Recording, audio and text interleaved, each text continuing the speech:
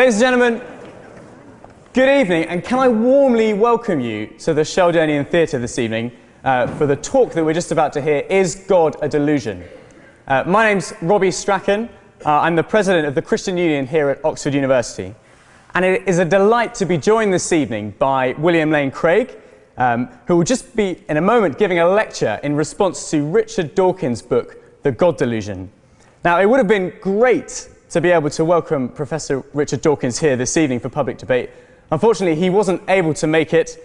It is instead a great privilege to be joined by Professor Peter Milliken, who is the Gilbert Ryle Fellow and Professor of Philosophy at Hertford College, Oxford. He's going to be chairing the evening, and I really hope that you enjoy the evening this evening.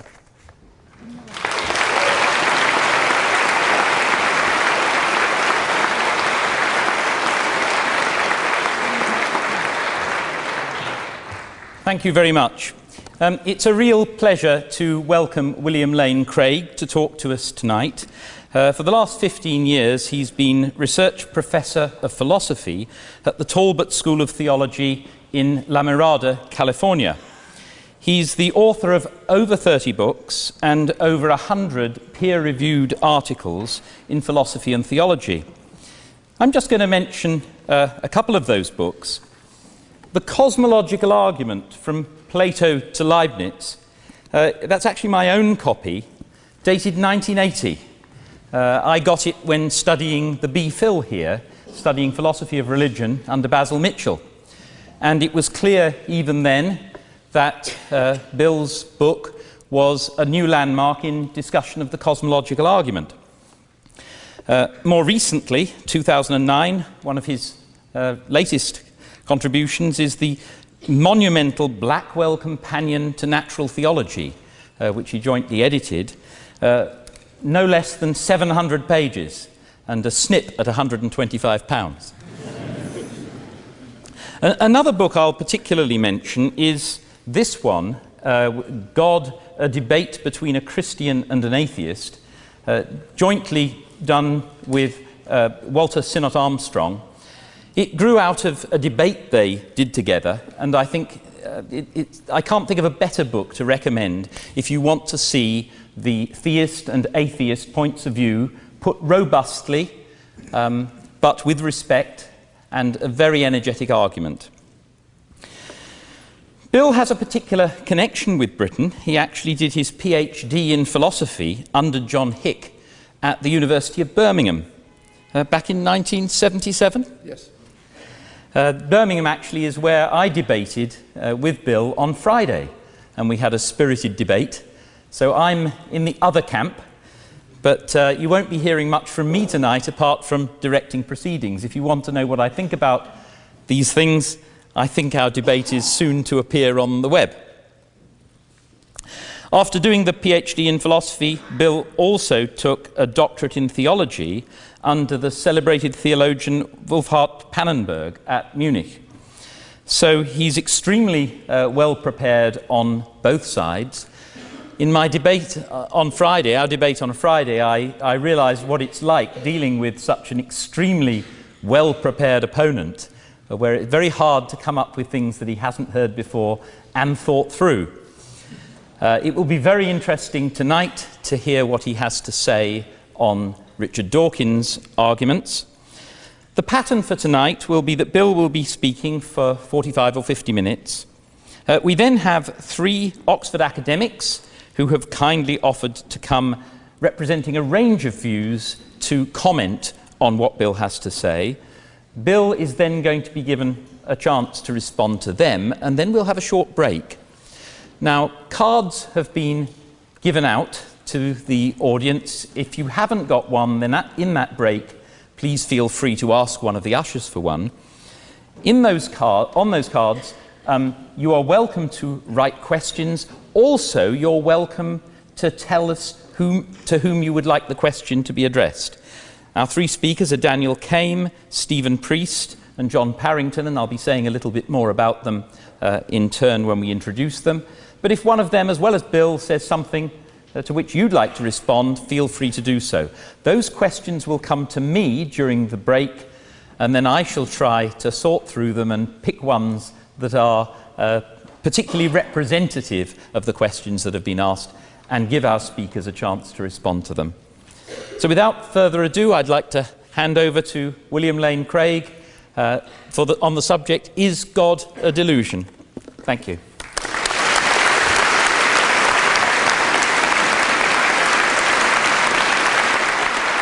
Thank you. Thank you very much. It is a privilege to be here with you this evening and speaking in such an august setting as this. During the years that Jan and I lived in England while I was doing my doctoral studies at the University of Birmingham, we grew to have a deep affection for this country and for people, and so it is truly a joy and a delight for us to be back in the UK and to be participating in this speaking tour, including the event tonight. A couple years ago, I published an article in which I described the Renaissance among contemporary philosophers concerning arguments for the existence of God. And it was fascinating to read the discussion in the blogosphere in response to this article. Along with expressions of appreciation, there were also comments like the following. Dawkins' The God Delusion soundly deals with these arguments. Did you even do any research? Or again, have you even read Dawkins' '(S) book? He answers every one of those arguments quite well. Or again, I was dismayed that Dr. Craig has used these arguments to defend the existence of God. As someone mentioned before, has he even read Dawkins' book? Well, what is remarkable about these comments is the degree of confidence placed in Richard Dawkins' supposed refutation of the arguments for God's existence. Are they right? Has Richard Dawkins dealt the death blow to these theistic arguments that I discussed? Well, I propose this evening to look at those arguments and see what Dawkins has to say about each one. Now, since our time is very limited tonight, I can consider only the objections that Richard Dawkins himself raises. Doubtless you can think of other objections. For a fuller treatment, I would refer you to my book, Reasonable Faith, or the Blackwell Companion to Natural Theology. To begin with, then, the cosmological argument. Dawkins doesn't even discuss the first form of the cosmological argument, which I mentioned in my article, namely the argument from contingency. Now, this is a remarkable oversight since it's the most famous version of the cosmological argument. Indeed, it would be deserving to be called the standard form of the cosmological argument.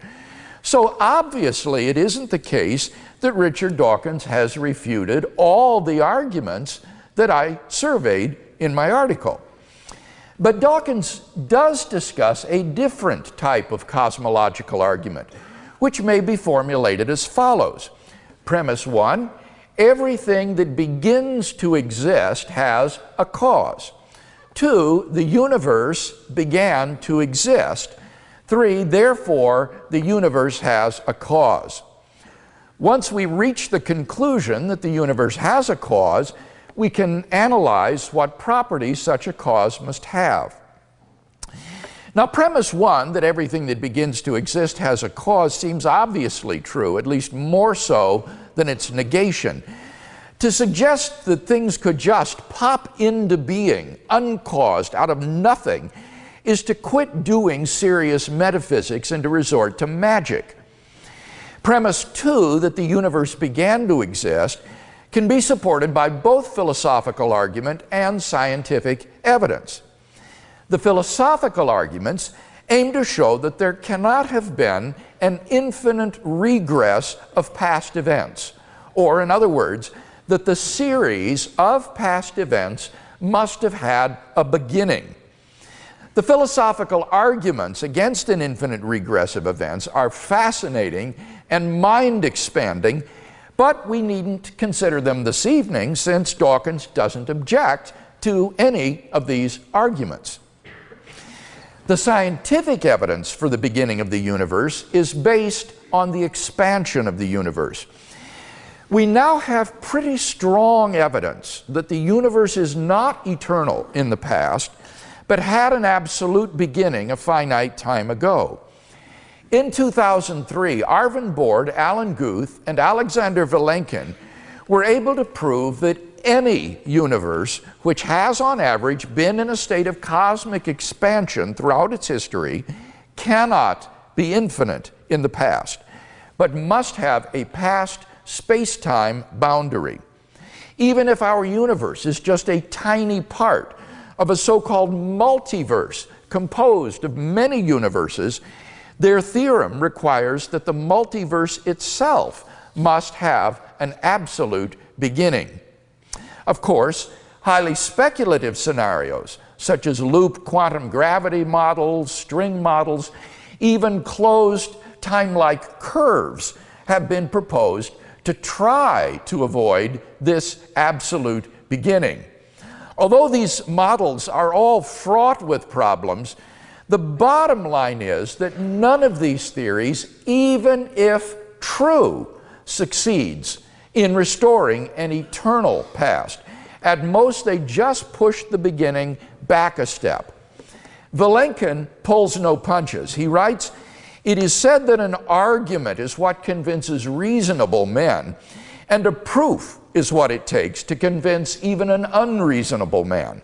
With the proof now in place, cosmologists can no longer hide behind the possibility of a past eternal universe. There is no escape. They have to face the problem of a cosmic beginning," end quote. Now, it follows from the two premises of the argument that therefore the universe has a cause. What properties must the cause of the universe possess? Well, by the very nature of the case, as the cause of space and time, this entity must transcend space and time, and therefore exist non-temporally and non-spatially, at least without the universe. This transcendent cause must also therefore be changeless and immaterial, since anything that is timeless must be unchanging, and anything that is changeless must be non-physical and immaterial, since material things are constantly changing on at least the molecular and atomic levels. Such a cause must be beginningless and uncaused, at least in the sense of lacking any prior causal conditions, since there cannot be an infinite regress of causes. Occam's razor, the principle that says we should not multiply causes beyond necessity, will shave away any further causes, since only one cause is required to explain the effect. This entity must be unimaginably powerful, if not omnipotent, since it created the universe without any material cause.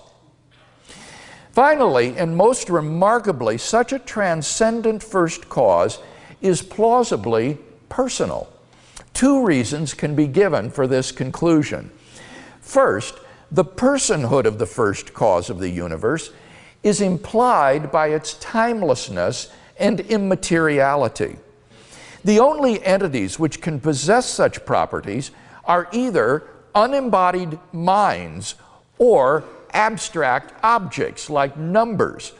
But abstract objects don't stand in causal relations. The number 7, for example, can't cause anything. Therefore, it follows logically that the transcendent cause of the origin of the universe is an unembodied mind or consciousness. Second, this same conclusion is also implied by the origin of an effect with a beginning from a beginningless cause. We've concluded that the beginning of the universe was the effect of a first cause. By the nature of the case, that cause cannot have either a beginning of its existence or any prior cause. It just exists changelessly, without beginning. And a finite time ago, It brought the universe into existence.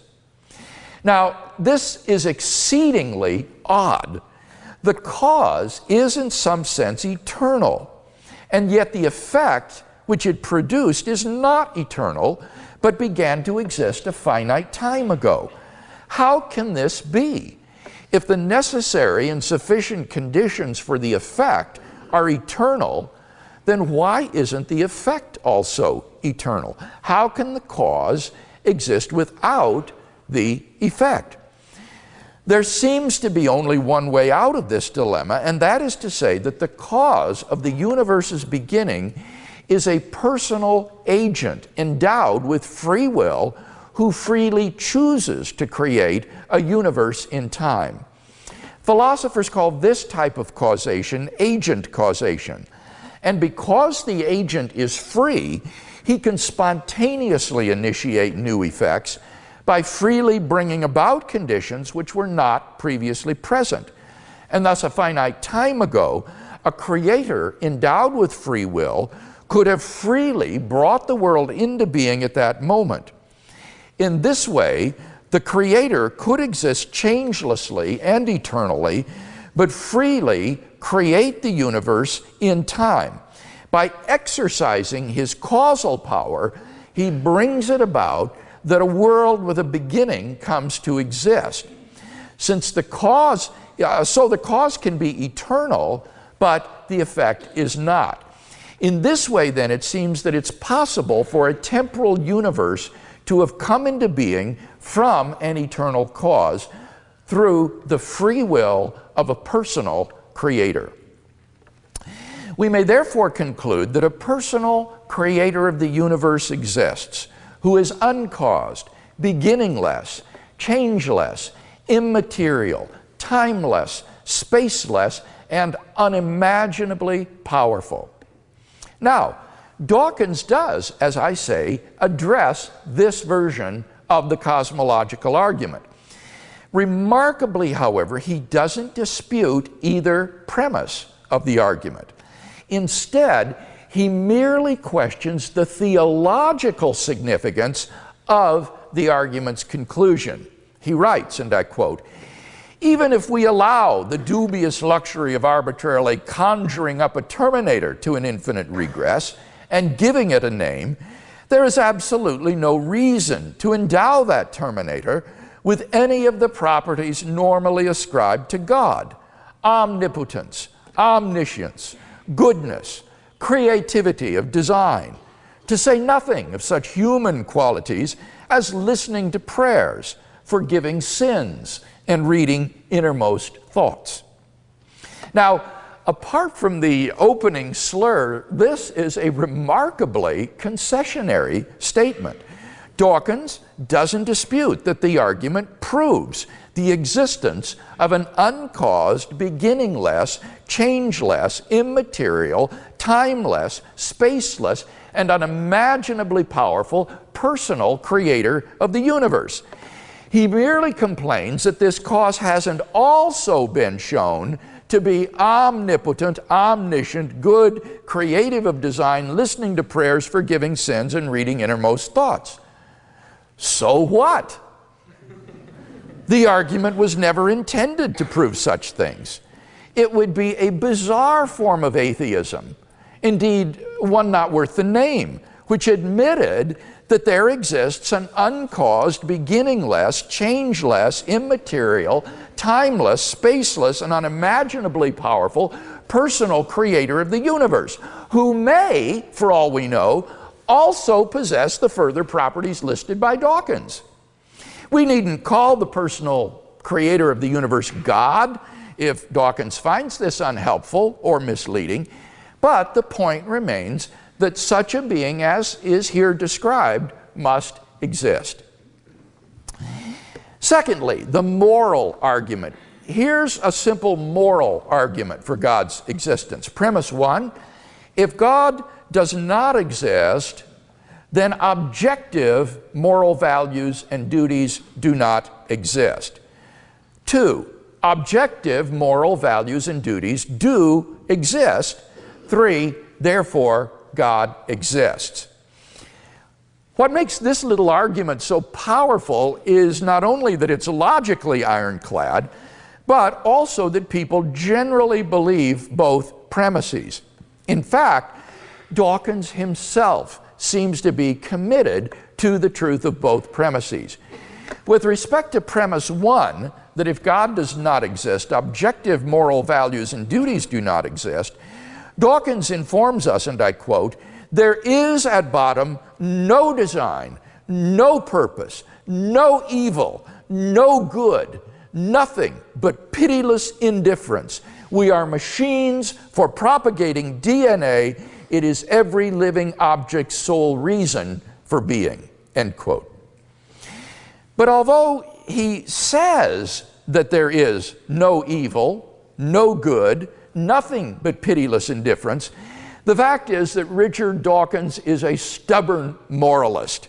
He vigorously condemns such actions as the harassment and abuse of homosexuals, the religious indoctrination of children, the Incan practice of human sacrifice, and prizing cultural diversity over the interests of Amish children.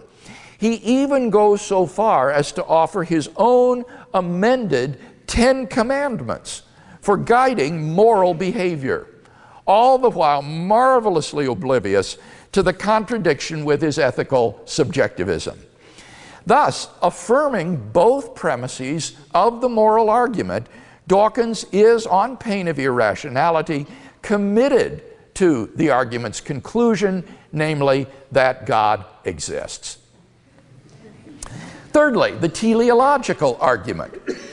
The cutting edge of contemporary discussion of the teleological or design argument concerns the remarkable fine-tuning of the cosmos for life.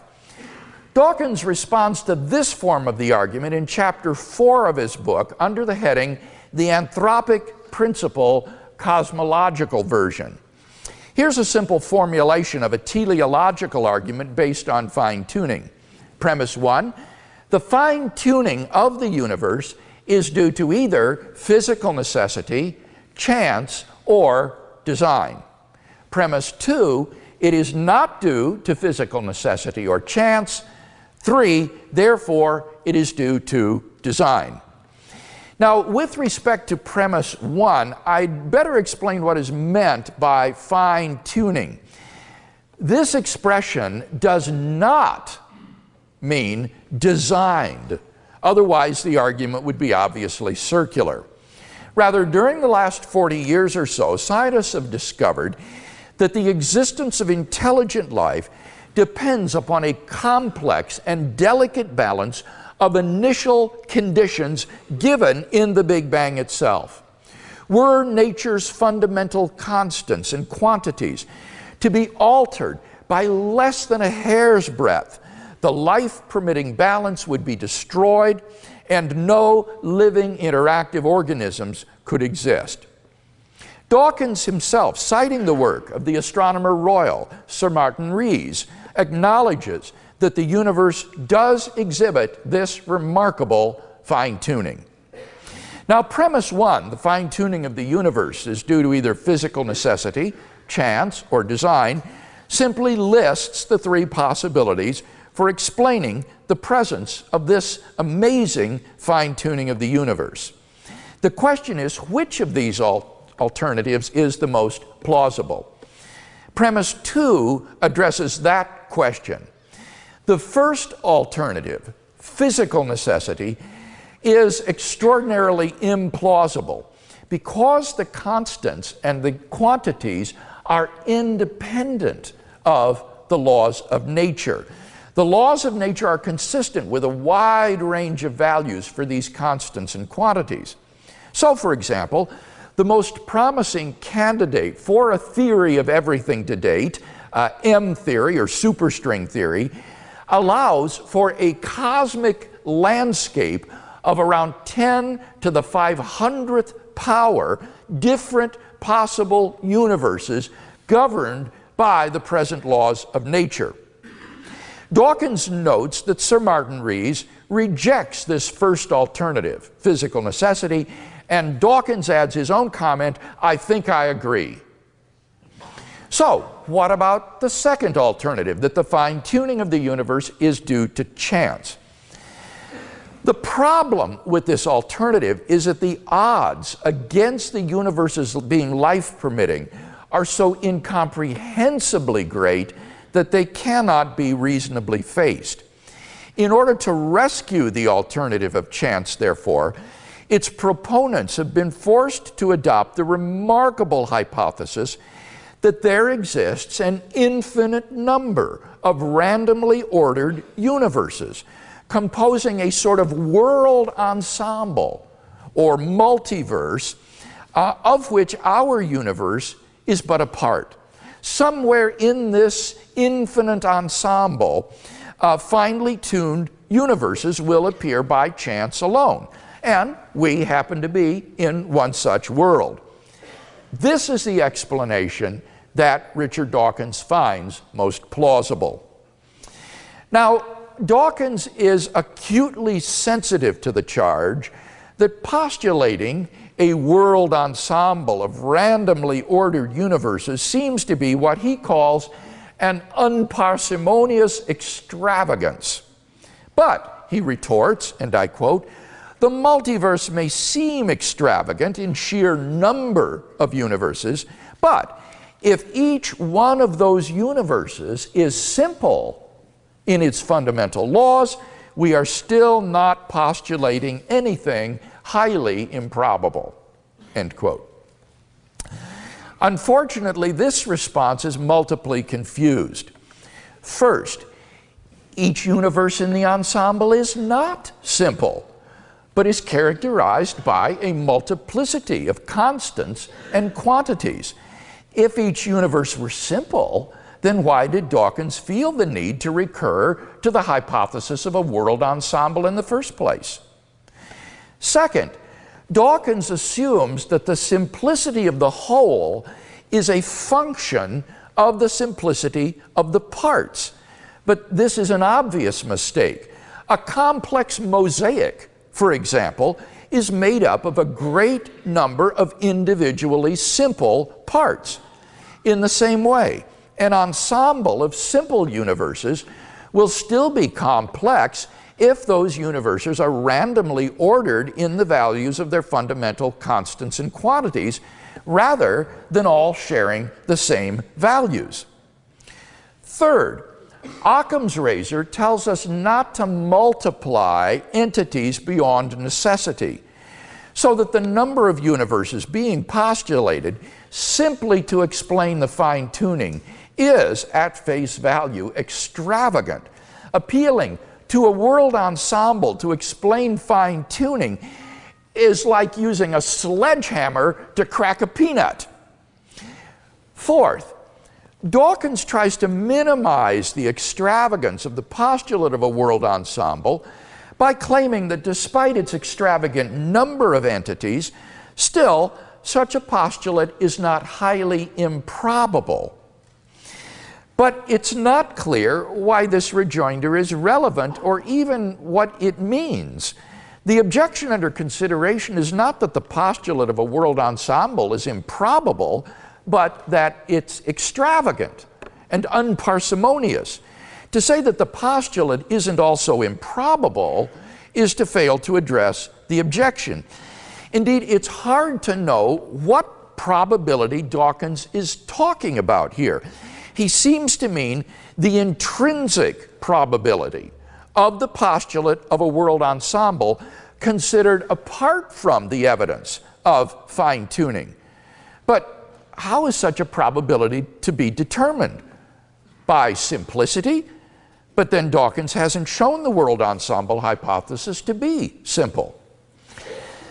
What Dawkins needs to say, it seems to me, if I might offer a suggestion, is that the postulate of an ensemble of universes may still be simple if there is a simple mechanism which through a repetitive process generates the many worlds.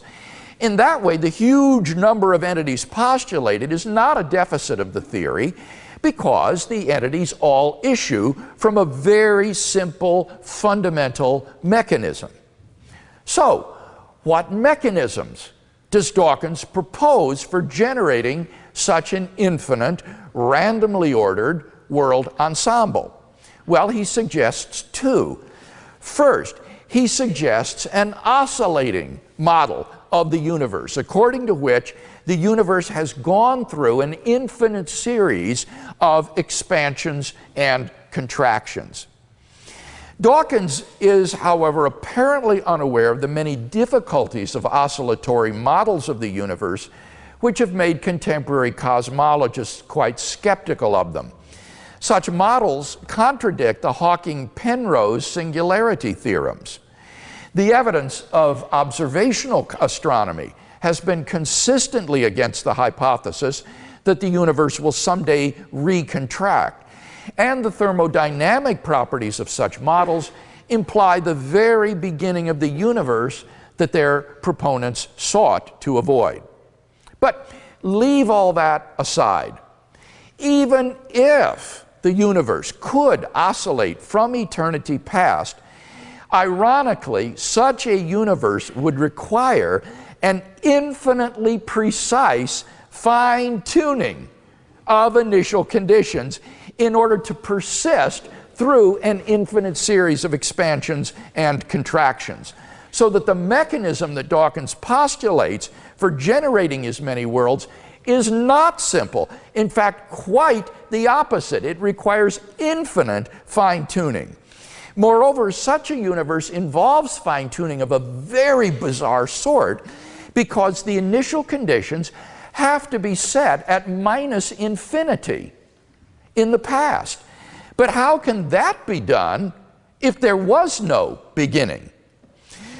Dawkins' second suggested mechanism for generating a world ensemble is Lee Smolin's evolutionary cosmology, according to which black holes are portals to baby universes being birthed by our universe. Universes which produce lots of black holes therefore have an evolutionary advantage in producing more offspring. Now, since black holes are the result of star formation, and stars favor planets where life can evolve, the unintended effect of evolutionary cosmology is to make life-permitting universes more probable. Dawkins acknowledges that not all physicists are enthusiastic about Smolin's scenario. Talk about an understatement. For Smolin's scenario, wholly apart from its ad hoc and even disconfirmed conjectures, encountered insuperable difficulties. First, a fatal flaw in Smolin's scenario was his assumption that universes which produce lots of black holes would also produce lots of stable stars. In fact, the exact opposite is true. The most proficient producers of black holes would be universes which generate primordial black holes prior to star formation, so that life-permitting universes would actually be weeded out by Smolin's evolutionary scenario. Thus, it turns out that Smolin's scenario would actually make the existence of a life-permitting universe even more improbable. Second, speculations about the universe's begetting baby universes via black holes seems to contradict quantum physics. The conjecture that black holes may be portals of wormholes through which bubbles of vacuum energy can tunnel to spawn new expanding baby universes was the subject of a bet between Stephen Hawking and John Preskill, which Hawking finally admitted in 2004 that he had lost. The conjecture would require that the information which is locked up in a black hole could be utterly lost forever by escaping to another universe. One of the last holdouts, Hawking finally came to agree that quantum theory requires that information is preserved in black hole formation and evaporation.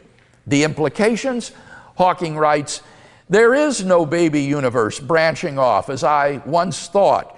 The information remains firmly in our universe. I'm sorry to disappoint science fiction fans, but if information is preserved, there is no possibility of using black holes to travel to other universes, end quote. Now, if this result is correct, then Smolin's scenario is literally physically impossible. These are the only two mechanisms that Dawkins suggests for generating an ensemble of randomly ordered universes. Neither of them is even tenable, much less simple. Dawkins has therefore failed to turn back the objection that his postulation of a randomly ordered world ensemble of universes is an unparsimonious extravagance. But there are even more formidable objections to the postulate of a world ensemble, of which Dawkins is apparently unaware. Roger Penrose has argued forcefully that if our universe is just a random member of a world ensemble, it is inconceivably more probable that we should be observing an island of order no larger than our solar system. Observable universes like those are simply much more plenteous in the world ensemble than worlds like ours, and therefore ought to be observed by us. Since we do not have such observations, that fact strongly disconfirms the multiverse hypothesis. On atheism, at least then, it is highly probable that there is no world ensemble. The fine-tuning of the universe is therefore plausibly due neither to physical necessity nor to chance. It therefore follows that the fine-tuning of the universe is due to design, unless the design hypothesis can be shown to be even more implausible than its competitors. And Dawkins contends that the alternative of design is indeed inferior to the many worlds hypothesis. Summarizing what he calls the central argument of my book, Dawkins insists that even in the admitted absence of a strongly satisfying explanation for the fine-tuning in physics, still the relatively weak explanations we have at present are, and I quote, self-evidently better than the self-defeating hypothesis of an intelligent designer, end quote. Really? What is this powerful objection to the design hypothesis that renders it self-evidently inferior to the admittedly weak many worlds hypothesis? Well, here it is. We are not justified in inferring design as the best explanation of the complex order of the universe, because then a new problem arises, namely, who designed the designer? Notice that because Dawkins erroneously thinks that the world ensemble is simple, it never even occurs to him to ask who designed the world ensemble. But this question, who designed the designer, is apparently supposed to be so crushing that it outweighs all the admitted problems with the world ensemble hypothesis. Dawkins' objection, however, has no weight for at least two reasons. First, in order to recognize that an explanation is the best, you don't need to have an explanation of the explanation. This is an elementary point in philosophy of science. If archaeologists digging in the earth were to unearth things looking like arrowheads and pottery shards, they would be justified in inferring that these artifacts are not the chance result of sedimentation and metamorphosis, but rather the products of an unknown group of people, even if they had no idea whatsoever who these people were or where they came from.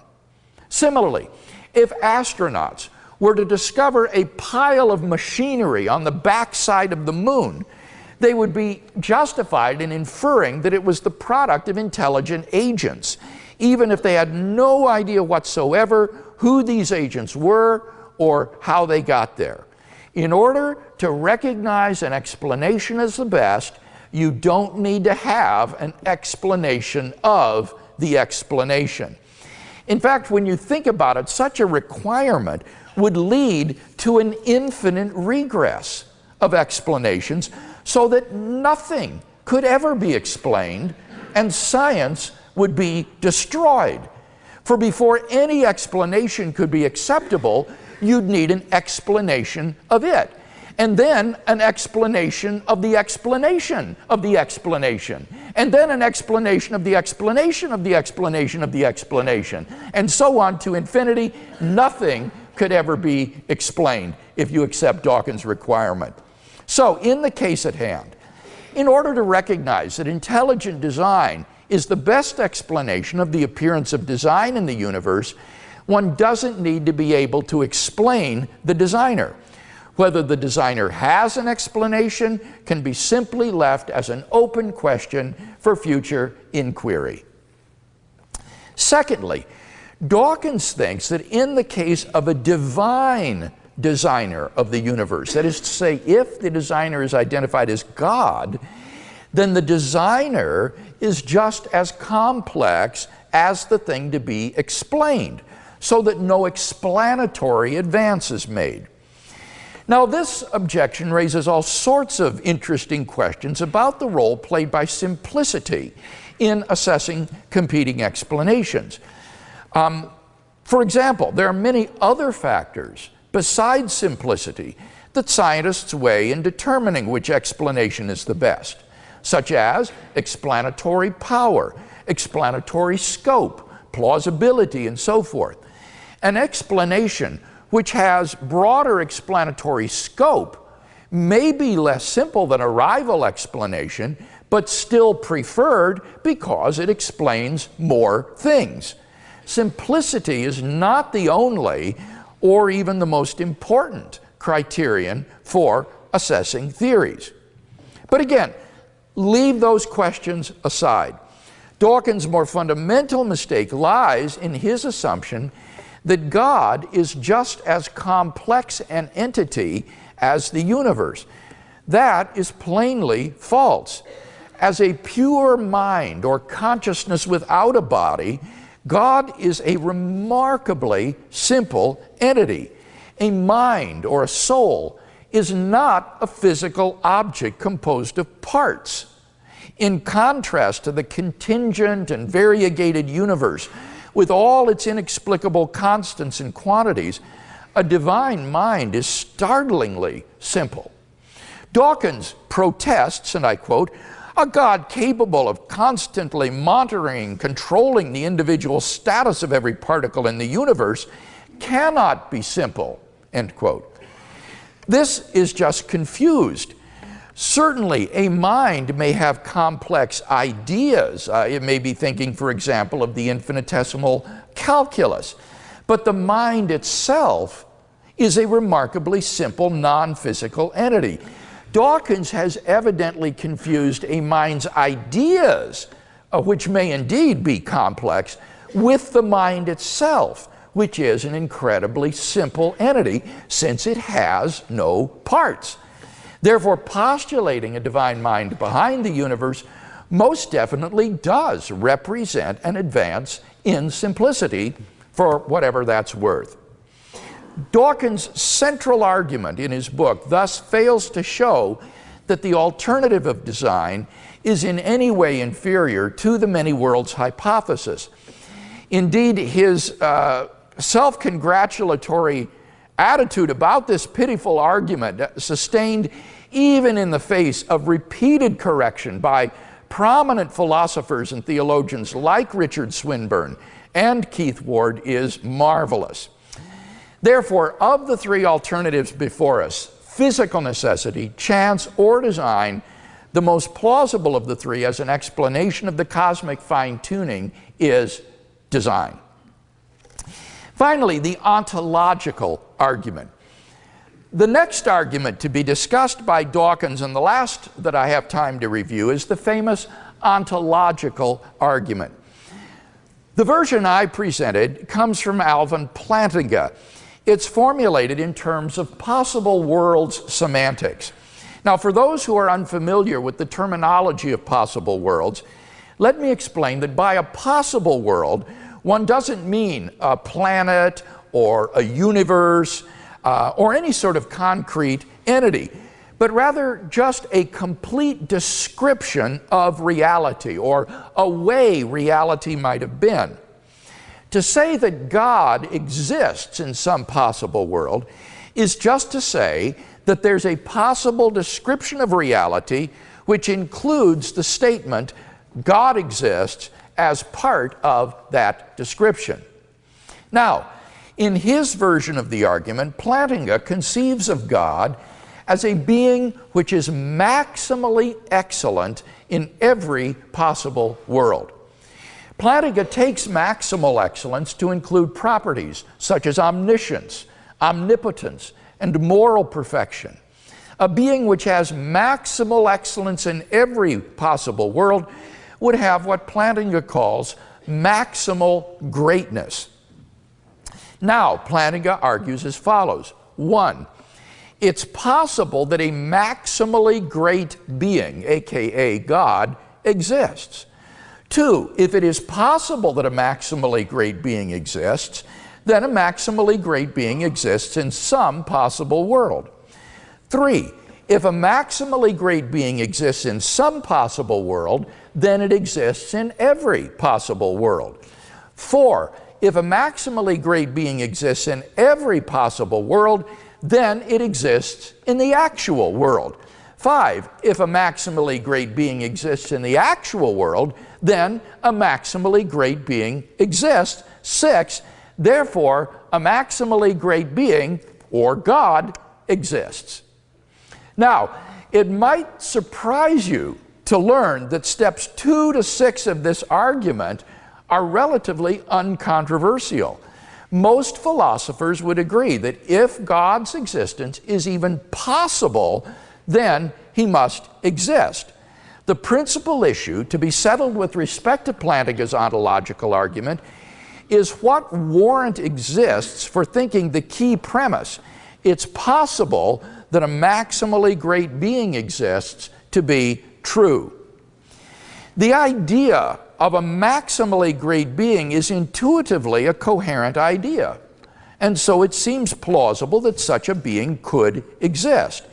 In order for the ontological argument to fail, the concept of a maximally great being must be incoherent, like the concept of a married bachelor.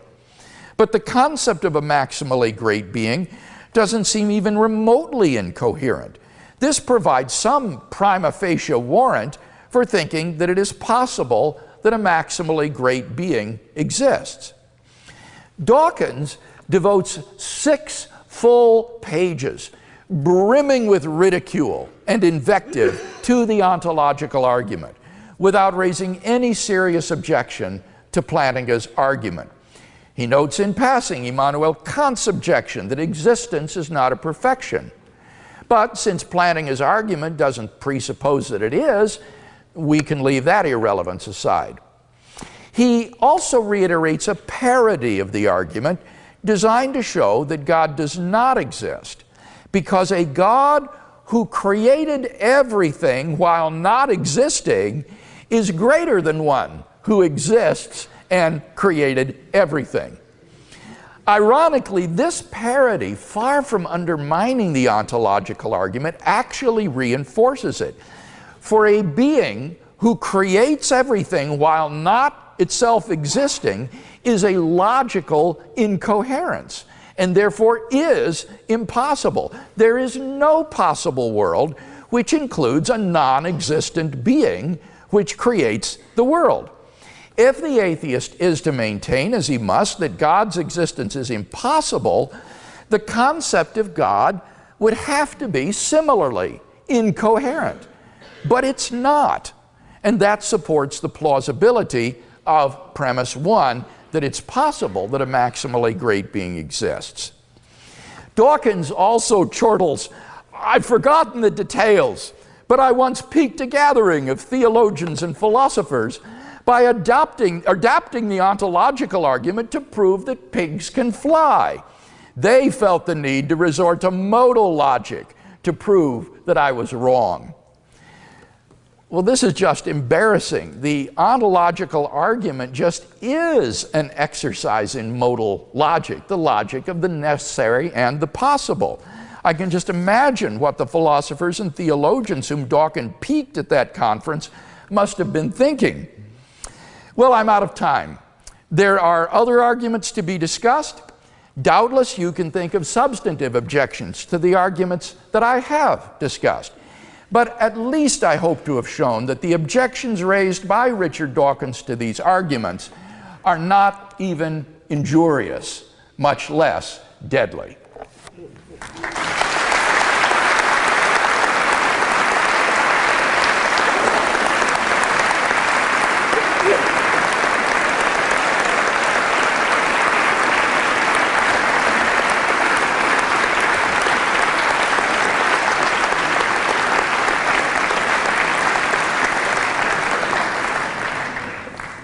Well, thank you very much, Bill. Plenty of food for thought there. You can imagine I'm itching to respond myself, having been in the position of doing so on Friday, but I must not. We now move on to our panel. As I mentioned before, 3 Oxford academics. Daniel Kaim is lecturer in philosophy at St Hugh's College, Oxford, and has recently made quite an impact on the blogosphere, discussing tonight and whether Richard Dawkins would or should come. Stephen Priest is also in the philosophy faculty at Oxford, senior research fellow at Blackfriars Hall. And John Parrington is lecturer in pharmacology and tutor in medicine at Worcester College. So each of these is going to speak for about 8 minutes, after which Bill will respond quickly to them, and then we will move on to your questions afterwards. Without further ado, Daniel Kaim.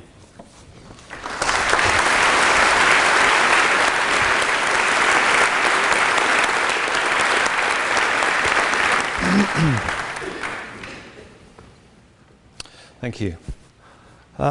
In the course of his critique of the God delusion this evening, Professor Craig has offered several arguments for the existence of God, and it will be impossible for me to address all of them, or to comment on all of them in the time available. So what I'd like to do is to focus on a couple of key steps in 2 of Professor Craig's arguments that I think are problematic. So I'd like to say something first of all about the crux of Professor Craig's version of the cosmological argument, namely the second premise of the argument that the universe began to exist. Now, citing the Hawking-Penrose singularity theorems, Professor Craig presents this second premise as an established scientific fact. Now, it's true that most cosmologists believe that our universe began to exist at the moment of the Big Bang.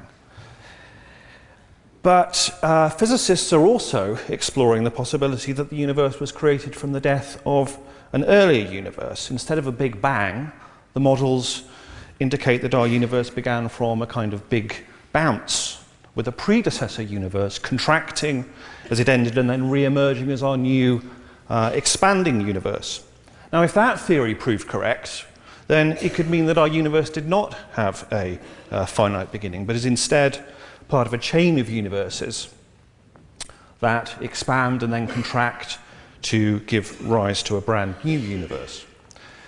Now, this is very much a live possibility in contemporary cosmology, so I think it is a bit more of an open question than Professor Craig suggests, whether the universe did in fact have an absolute beginning in time. Now, Professor Craig also alludes to the mathematical reasons for thinking that the universe cannot be infinite in its past.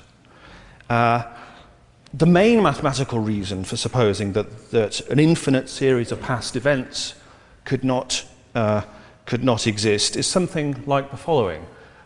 It's part of the concept of an infinite series of events that it didn't start, that it never started. So it follows that for any event in the series, that event had an infinite number of predecessor events. Now, that makes it extremely hard to see how we could have ever got to now. That makes it extremely hard to see how we could have ever got to the present moment. I mean, if the universe didn't start, if for every event in the series of past events there is an infinite number of predecessor events, then how do we manage to get to this particular event? Now, considerations such as these do indeed render the notion of an infinite series of past events counterintuitive. Yeah? They do render the notion counterintuitive, but that something is counterintuitive doesn't entail that it's false. That something is counterintuitive doesn't entail that it couldn't exist. I mean, we used to think in philosophy that the way the world is had to conform to our intuitions, but the description of reality given by quantum mechanics shows that reality at its most fundamental level is radically counterintuitive. So to say that something is counterintuitive or absurd, or leads to counterintuitive or absurd consequences, I don't think carries much weight, and certainly isn't sufficient to establish the truth, certainly isn't sufficient to establish the impossibility of something. What is more, we don't seem to have a problem with the notion of an infinite series of numbers. We don't have a problem with an infinite series of negative numbers, for example. So why should there be a problem with an infinite series of past events? Now, standardly, this sort of objection is dealt with by drawing a distinction between potential infinities and actual infinities. Right? So the series of negative numbers is a potential infinite, whereas an infinite series of past events is an actual infinite. But in any finite region of space, if we assume that space is real, then there will, it seems to me, be an infinite number of actual subregions within that area of space. There will be an infinite number of actual subregions, all of finite size. You can take a region of space that's, say, a meter long, and that region will be divisible into an infinite number of smaller subregions. Now, that's not a matter of a potential infinite. That seems to me to be a matter of an actual infinity of spatial regions. So if space is real, that actual infinity of regions is real. So I, for one, find it very hard to put my finger on any reason why there couldn't be an actual infinite series of events. There's no contradiction, it seems to me, involved in the notion of an infinite series of events. So I think, again, it's an open question as to whether or not the universe began to exist. Now, the second point I'd like to make relates to Professor Craig's claim that to prefer the multiverse hypothesis to the God hypothesis as an explanation of the fine-tuning in physics would be to violate Occam's razor. Now, you'll remember that the fine-tuning argument presupposes that there's only one actual universe with one set of values for the fundamental constants. The multiverse-based objection says, well, it might be that there are in fact multiple actual universes, each with a different set of values for the fundamental constants. Now, this idea, again, seems to be taken very seriously in modern physics. If there have been trillions or perhaps even an infinite number of Big Bangs, then the probability of at least one universe being able to sustain life would then be very high. Okay? Now, as Professor Gregg pointed out, this is the explanation which Professor Dawkins finds most plausible. Professor Craig, on the other hand, claimed that to postulate a near infinite number of universes in order to explain our own is contrary to Occam's razor, which says that other things being equal, it's rational to prefer theories that are more parsimonious. But here I think we need to draw a distinction between qualitative parsimony, or the number of types or kinds of things postulated, and quantitative parsimony, the number of individual things postulated. Now, the default reading of Occam's razor is as a principle of qualitative parsimony, that is, as the principle that it's rational to prefer theories which commit us to smaller ontologies. Now, Professor Craig's defense of the fine-tuning argument relies on an unorthodox quantitative reading of Occam's razor. Yes? In a quantitative sense, it is, of course, the multiverse that violates Occam's razor, but in the standard qualitative sense of Occam's razor, it is theism which is the more extravagant hypothesis. On the multiverse hypothesis, we are only multiplying individual entities, Whereas on the God hypothesis, we're multiplying kinds of entities. We're therefore inflating our ontology. So I think it's hard to rule out the possibility of a multiverse, just as it's hard to rule out the possibility of an infinite series of events. And so we're left not with theism or atheism, but rather agnosticism. So in conclusion, I'd just like to say that I think Professor Craig and Professor Dawkins are too bold, as it were, in thinking that they know that God does or does not exist. It seems to me that we are all profoundly ignorant as to whether God exists or not. So the position I commend to you this evening, then, is one of sceptical agnosticism, according to which the knowledge of the existence or non-existence of God is beyond our cognitive reach. Thank you very much.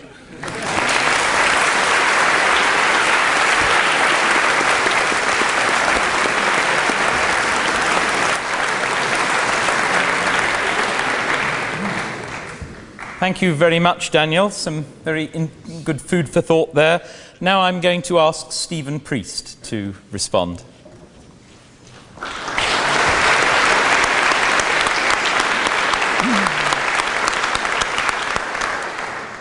Thank you very much, Peter. I should say that I have no prior or previous religious commitment whatsoever. I'm interested in philosophy. I'm interested in trying to solve philosophical problems. For decades, I was some kind of materialist and reductivist in my thinking. Now, as a matter of fact, it's pretty much impossible, it turns out, to solve the really fundamental problems about the universe without recourse to theology, without recourse to the existence of God, the immortality of the soul, and the freedom of will.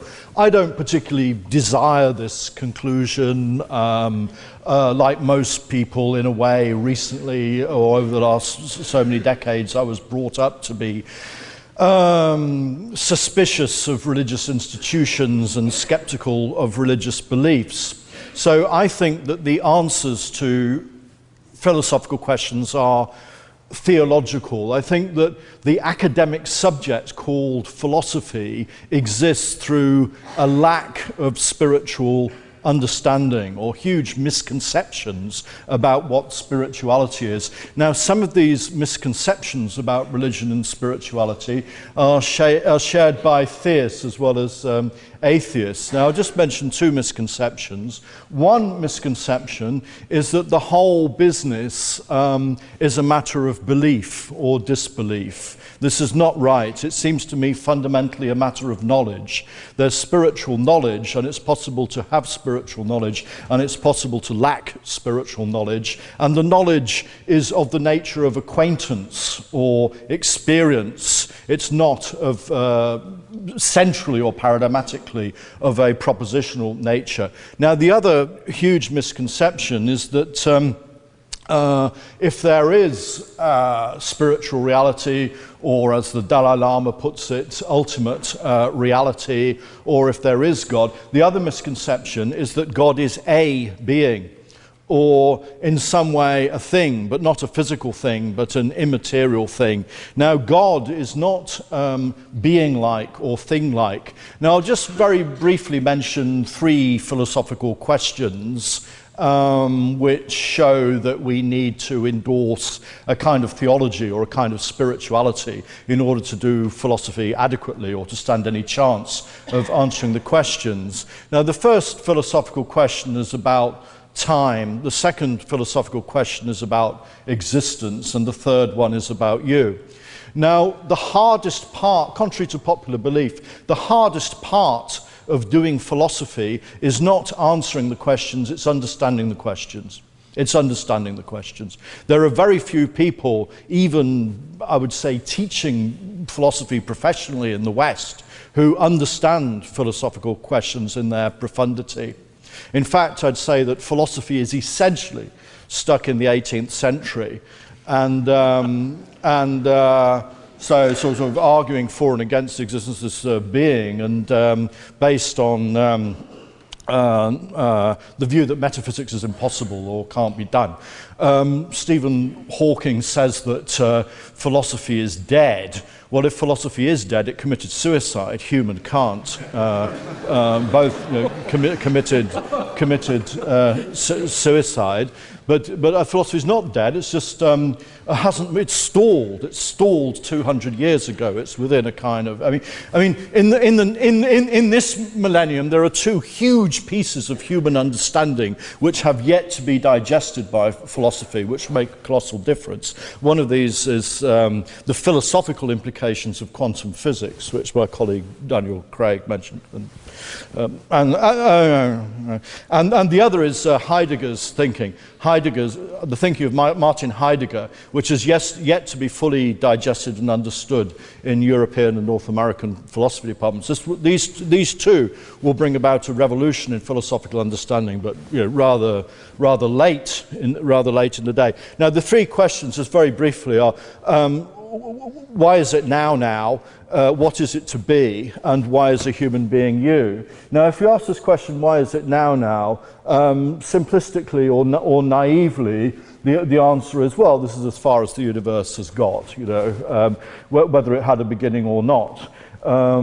These events happening now have unrolled or are unrolling. This is as far as the universe has got. But this is a comparatively superficial answer for many reasons. Intuitively or centrally, this is a superficial answer because, in a sense, it's always now, or it's never not now. The future is always in the past. The future is always in the future, and the past is always in the past.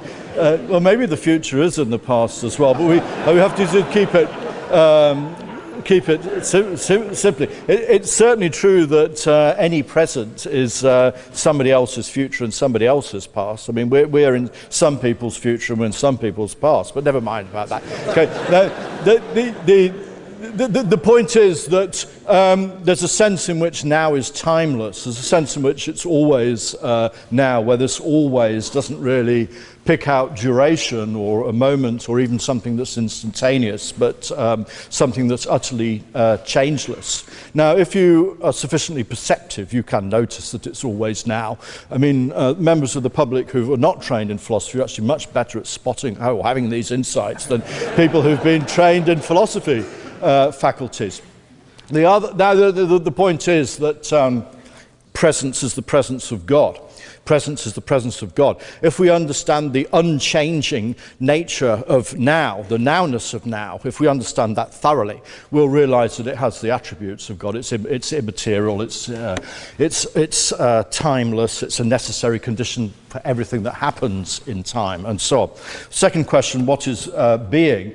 There's a distinction between being and beings. I mean, by beings, I mean the Sheldonian theatre, your head, the Bodleian library, this ballpoint pen, examination scripts to mark and so on. These are beings or things that are. But by being, being as being, I don't mean another thing like that. I mean the existing that all this is doing, or what it is for any of this to be, or the being of what is, whatever is. Now, if you understand Heidegger, or if you don't like Heidegger, if you read Parmenides, you could start at the beginning of philosophy instead of at the end, if you like. If you understand Parmenides, you'll begin to understand that the properties of being, thoroughly understood, are the properties of God. Being is largely ineffable, necessary for beings, it's infinite, it's immaterial, and so on. And the third philosophical question is, why is something you? Now, this is again a hard question to understand because we think we already have the answer. We think the answer lies in biology, physics, chemistry, evolution, and so on. Now, I don't want to deny any of those very well-known facts of science. Let's suppose they're all true, even though because science has a history, it's very unlikely that it can be true. Now, once all those facts are in about you, you were born in such and such a place, you've got such and such a mind, you have such and such a mother, such and such a father, and so on. We've not begun to understand why you view the world from this human being who you are. We've not begun to understand why all the human beings who are not you are, so to speak, arranged around you, but one of the human beings is inside out or outside in, and that's its being you. We haven't begun to understand that. It certainly certainly has no materialist or scientific explanation. It's Peter's holding up a big sign saying stop. or actually, it's quite a small sign, but it's got very big writing on it.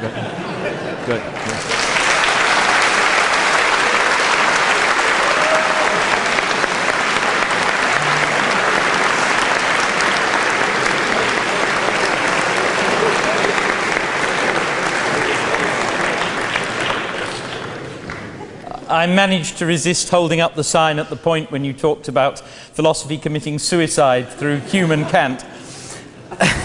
Well, maybe it was Kant, maybe Hume was all right. Thank you very much for that very provocative contribution, Stephen. And now, John Parrington, lecturer in pharmacology, tutor in medicine at Worcester.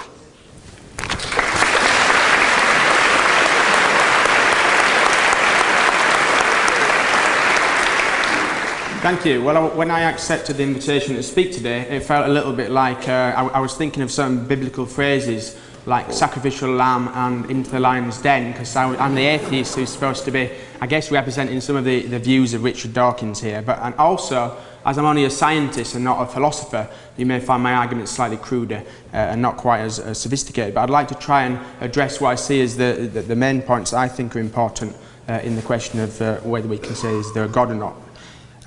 Okay, so we've heard quite a lot about the cosmos and the Big Bang, and I think I'd echo some of the things that Daniel said, really, in that we have to be very careful not to oversimplify what we see as a situation about the origin of the universe, because certainly it can seem a very straightforward thing. Big Bang, everything starts in this tiny spot, nothing came before it. And yet if you look at the scientific, the physical science community, actually you do find a whole range of ideas. So even in The Guardian today, Professor Jeff Forshaw of the University of Manchester, a physicist there, was saying that actually it's a mistake to think of that there was necessarily nothing before the Big Bang, because that may be true if you're looking at the visible universe, but there's more and more awareness that there may be a lot more to the universe than what we can see around us. There's interest in dark matter and things like that that may actually have existed before the Big Bang. So I do think we've got to be very careful when we assume that there was nothing before the Big Bang. So that's one point. Obviously, another key point that's been raised tonight by Bill Craig is the business about the physical constants that govern life, the idea that the precise physical constants that were there at the start, at the Big Bang, are somehow the most compatible with life. And yet here again, I think we have to be careful not to assume there's a consensus on this question. There are, for example, theoretical scientists like Victor Stenger, who have modelled the universe using a different set of physical constants and actually come up with quite a complex kind of universe, not necessarily one that would harbour human life. But there again, we have a potential problem, because if we assume that the only kind of life, intelligent life, is of the sort that we associate with ourselves, is human life, I think that can show an anthrocentric principle in which we can't really think beyond what we know around us. So I think again we've got to be careful that we don't see that there's actually all sorts of other possibilities, even with these different physical constants. But let's say that there really is a very finely tuned universe. I don't quite see why this argument that there may be multiple universes and that kind of thing that have been put forward by Bill Craig at all lead to the idea that the only alternative is a God. I think if anything, it shows that there's an ignorance about the whole process, and in a sense, things are much more backward, really, in what we know about cosmology compared to what we know about my own field, which is biology. But also, I think the big problem I have with the idea that if we postulate a God to explain all these things, that somehow solves the problem, is this being that's outside space and time seems to me, because it's so unknowable, it doesn't actually take us any real further in understanding the universe. And in a sense, I think it's in a similar position, really, to what we might have been, say, 300 years ago, if we'd been debating this question. It's almost certainly we wouldn't have been talking about cosmology. And I think it's actually potentially a weakness in religion that we're now debating this mostly on the grounds of cosmology, whereas 300 years ago it would have been all really about life around us and the fact that God was supposed to have a hand in the creation of life. Actually, we probably wouldn't have been having this debate, because I'd have probably been hauled off and burned at the stake for heretical views. But let's assume that we could have had the debate. We would have been talking about how God had his hand in all the creation of the diverse forms of life around us. And yet, I, as a biologist, don't see any real sign at all of that hand of God in life that we see around us. And I say this as a geneticist, somebody who's very used to thinking about the way that genes work within the body. And that seems to me a potential problem for religion, because, all right, you could say, well, God set everything off, but that seems to me a minor role compared to the idea of this all-powerful God that somehow intervenes and creates life, and even sort of shapes life along the way. And I think there's a problem there for religion, because I think Darwin's theory of evolution really has shown that there's no need for a creator to explain all the full diversity of life around us. Now, obviously it's possible, again, I think one thing I would say, even though I consider myself an atheist, I don't see it as possible to actually disprove the idea that there's God. Neither do I think that we can prove there is a God. But one thing you could imagine, obviously, is that somehow God is set evolution going, maybe even intervenes to push evolution along, and yet I don't see any sign of that. And one of the arguments I might put forward in favour of that idea is the idea that things are so exquisitely designed, life is so exquisitely designed, that implies that maybe God did set evolution up. And yet, if you look at life, actually one of the interesting things is how badly designed it can often be. So I say this as someone who studies the genome. If you look at the genome, you don't necessarily, although it's an incredible thing, it all hangs together, we have this amazing thing called life that comes out of the genome, but there's a huge amount of redundancy and potential problems with the genome. And just think about our own genomes. 2 to 3% of that genome actually makes up the protein coding genes that make up our bodies. Apparently, over 90% is just junk DNA. Got to be a bit careful, because we may find out that junk's not quite as junky as all that. And I'm quite aware of the dangers of over-assuming things from what we know now. But certainly there's a huge, it seems as if the genome is just stuffed full of parasitic elements, bits of retroviruses, all that kind of thing left over. I find it hard to reconcile this with the idea of someone somehow designing this. But I think the other problem is that Darwin's theory of natural selection essentially shows that there is no real need for a designer, creator and all this. Random chance really can explain it all. And evolution, natural selection itself, is a perfectly adequate driver of the process. Now, that's what I want to say in favour of atheism, and I guess it's along the lines of what Richard Dawkins maybe would have said. I just want to end with the last minute and a bit by talking about some of the problems I have with Dawkins' book, and I'm only going to be able to say very little about that. And one of the problems I have with Dawkins' book is the fact that, although I think he puts forward some very good ideas despite what Bill has said, some very good ideas against the idea of a God, what I find most lacking in his book is any real sense of why religion has a resonance today, and why it's still such a powerful force. And that could be seen in a kind of bad way. The guys who flew the plane into the Twin Towers could be seen as what Dawkins sees as the irrational side of religion, or it could be seen in the very good way in which people come together and do good things in the world because of their religious beliefs. And I'm quite a political person. Many of my political heroes, Malcolm X, Martin Luther King, these are very religious people. I think their religion is actually a big part of why they went out and tried to change the world. So the problem I have with Dawkins' account really is there's no real sense of any material reasons for why religion is so powerful and why it spreads. But as I'm running out of time, I will have to leave it at that. Thank you.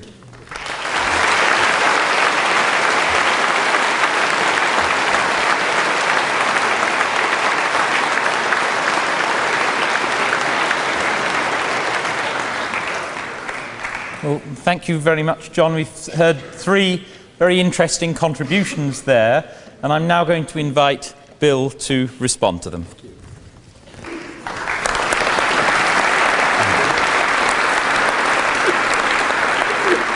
Thank you.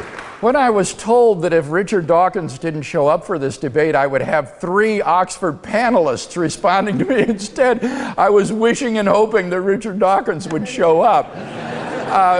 3 on 1 seemed to me much worse odds than 1 on 1, and I think you could see why. But I thank the panelists for their interesting and provocative responses. 2 of the arguments that I discussed were mentioned by the panelists, the cosmological argument and the fine-tuning argument. Let me say in response to Daniel Kame that if I do sometimes seem too bold in my assertion of these arguments, it's simply because I am really convinced that the premises are true. I think that the evidence for these premises is very good, but that doesn't mean you need to have that sort of boldness. You can simply say that these arguments make it reasonable to believe that a personal creator and designer of the universe exists, and that's enough. Now, what about the premise that the universe began to exist? Here both Dr. Kalam and Dr. Parrington object that there may be and are models of the universe in which there is a prior contracting phase to this present expansion. But the problem with those sorts of oscillating theories are at least twofold. First, thermodynamically, they face a very difficult problem, namely entropy is conserved from cycle to cycle. And that has the effect of generating a longer cycle time and a larger expansion radius with each cycle, so that as you trace the cycles back in time, they get smaller and smaller and smaller until you finally come to a beginning. So that such a model has an infinite future, but not an infinite past. Secondly, as the universe recontracts, it encounters quantum fluctuations. This is called BKL chaos, which would prevent the subsequent expanding phase. Here's what Alexander Vilenkin says about this. He says, you can avoid the theorem by postulating the universe was contracting prior to some time. This sounds as if there is nothing wrong with having contraction prior to expansion. But the problem is that a contracting universe is highly unstable. Small perturbations would cause it to develop all sorts of messy singularities, so it would never make it to the expanding phase. And that's exactly why infinitely precise fine-tuning is required on these oscillating models. So I don't think that these really do help to restore a plausibly tenable model of an infinite past. Now, Dr. Kalam also interacts with the philosophical argument for the finitude of the past. How can we get to today if there has to be an infinite number of prior events occur first? Notice he doesn't ever answer that question. He just says that sometimes our intuitions fail. Well, sure, sometimes, but it seems to me that it's quite reasonable to go with your intuitions unless and until you have some defeater for them, some reason to think that that's not the case, and we don't have that sort of a defeater. Now he says, but you can have an infinite series of negative numbers. How is that any different? Well, the critical difference between numbers and events in time is the tense of the events. As Dr. Priest emphasized, there's a property of nowness or presentness. There's temporal becoming, whereas numbers just exist tenselessly, timelessly as it were. So there is no successive synthesis to get to a certain number by enumerating them first.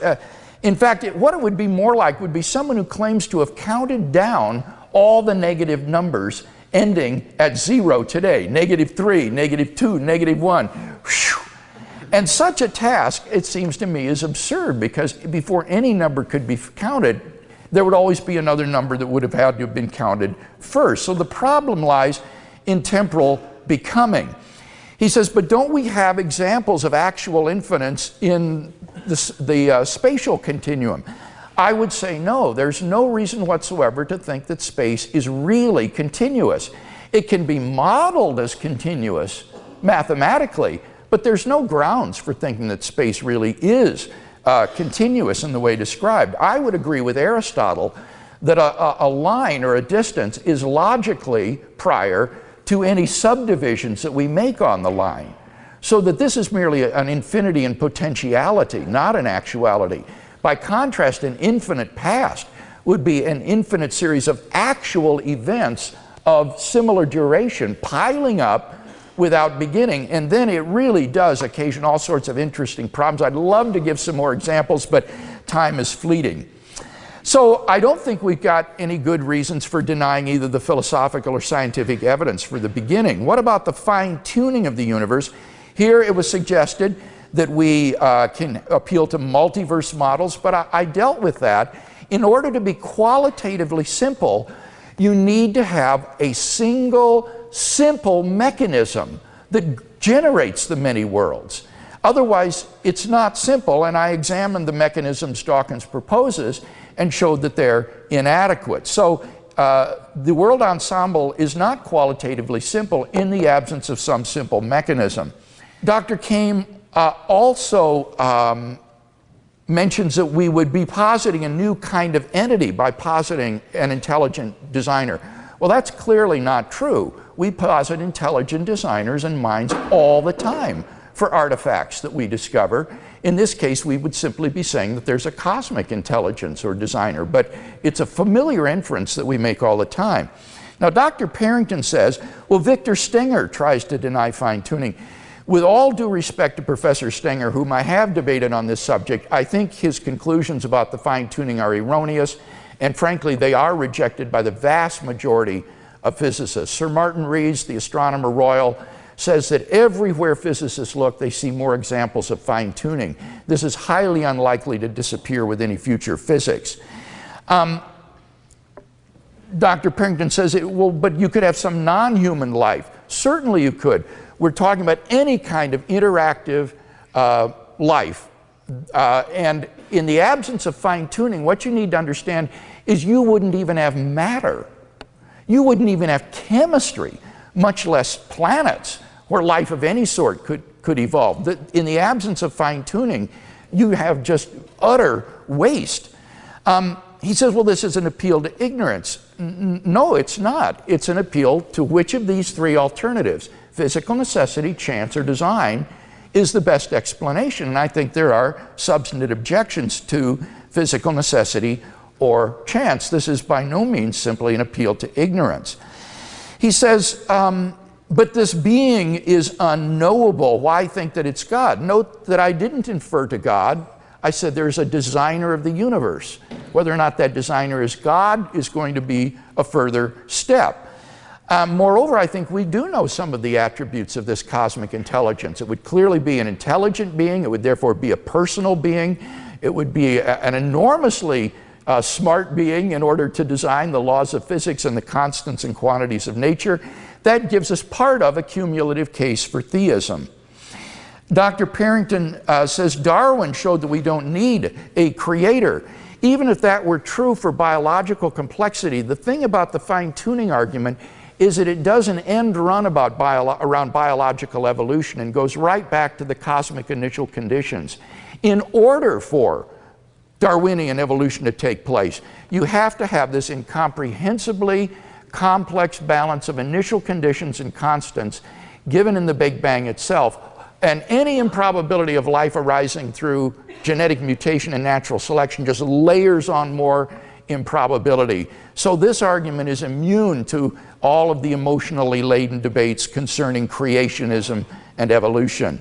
So I think this argument also is a very plausible argument. I don't know of any good reason to think that physical necessity or chance are better explanations than design.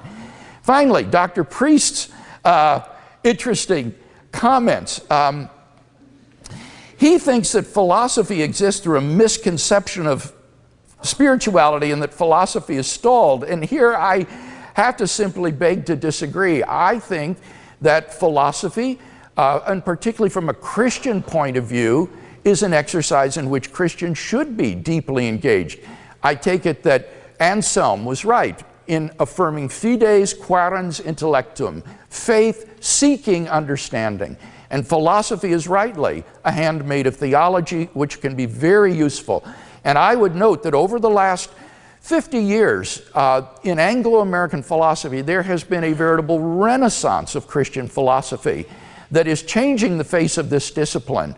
So that philosophy, far from being stalled, I think is being renewed. And I'm very enthusiastic about what is happening in that regard. One of the other, well, he asks, why is it now? Now, it seems to me that that question is trivial. That's like saying, why is it here? Why is it now? Now, it has to be now. That's a trivial question. The more interesting question is, why is it now? I think that is a philosophically significant question. And I've written an article on this, actually, and I think that the best mileage you can go toward answering that is that there was a beginning to time. that there was a beginning to the universe. Otherwise, it becomes inexplicable why, out of all the infinite moments of past time, it's now. Why this moment? Why 2011 is now? So I think this is one more reason to think the past is finite. He asks, what is being? And contrasts being with beings. But here I have to respectfully disagree and say I do think that God is a being. God is a personal being who is the creator and designer of the universe and the locus of absolute goodness, whom we can know by acquaintance, as he said. But there's no reason to think that one compromises God's necessity or aseity by affirming that God is a literal being. Now, he's not, as one British journalist remarked, a chap. I think that's right. We shouldn't think of God as a sort of chap. But nevertheless, he is a necessary being who is timeless, spaceless, immaterial, uncaused, perfectly good, omnipotent, omniscient, and all of the rest of these superlative attributes. And finally, he asks, why is something you? And I would take this to be equivalent to the question, why do you exist? Why is something you is the same as saying, why do you exist? And I would find the answer to that question in God's providence and purpose. He has a plan for your life. And it's important as we go through life that we not miss that purpose for which God created us. Thank you.